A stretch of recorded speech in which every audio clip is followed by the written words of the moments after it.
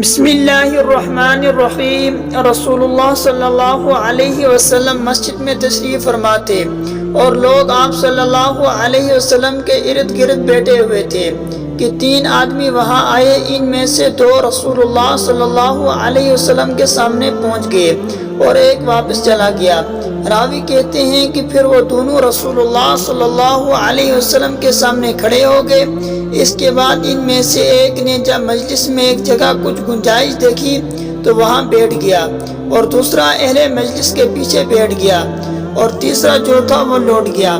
تو جب رسول اللہ صلی اللہ علیہ وسلم اپنی گفتگو سے فارغ ہوئے تو صحابہ رضی اللہ عنہم اجمعین سے فرمایا کہ کیا میں تمہیں 3 آدمیوں کے بارے میں نہ بتاؤں؟ تو سنو، ان میں سے ایک نے اللہ سے پناہ چاہی، اللہ نے اسے پناہ دی، اور دوسرے کو شرم آئی تو اللہ بھی اس سے شرمایا کہ اس سے بھی بخش دیا، اور تیسرے شخص نے منہ موڑا تو اللہ نے بھی اس سے منہ موڑ لیا۔ اس لیے کہ اللہ تعالیٰ کا ارشاد ہے فَاعْلَمْ أَنَّهُ لَا إِلَهَ إِلَّا اللَّهُ، آپ جان لیجئے کہ اللہ کے سوا کوئی عبادت کے لائق نہیں ہے۔ تو گویا اللہ تعالیٰ نے علم سے ابتدا فرمائی، اور حدیث میں کہ علماء انبیاء کے وارث ہیں اور پیغمبروں نے علم ہی کا ورثہ چھوڑا ہے۔ پھر جس نے علم حاصل کیا اس نے دولت کی بہت بڑی مقدار حاصل کر لی، اور جو شخص کسی راستے پر حصول علم کے لیے چلے اللہ تعالیٰ اس کے لیے جنت کی راہ آسان کر دیتا ہے۔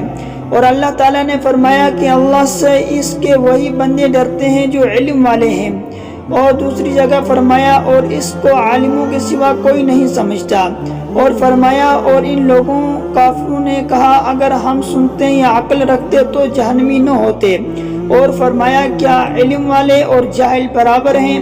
اور رسول اللہ صلی اللہ علیہ وسلم نے فرمایا جس شخص کے ساتھ اللہ بھلائی کرنا چاہتا ہے تو اسے دین کی سمجھ عنایت فرما دیتا ہے، اور علم تو سیکھنے ہی سے آتا ہے۔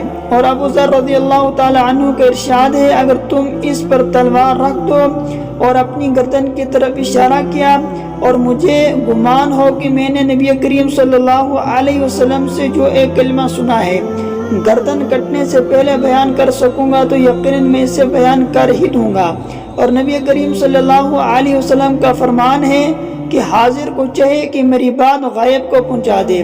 اور ابن عباس رضی اللہ تعالی عنہ نے کہا کہ آیت کونوا ربانیین سے مراد حکما، فقہا، علماء ہیں، اور ربانی اس شخص کو کہا جاتا ہے جو بڑے مسائل سے پہلے چھوٹے مسائل سمجھا کر لوگوں کی علمی تربیت کرے۔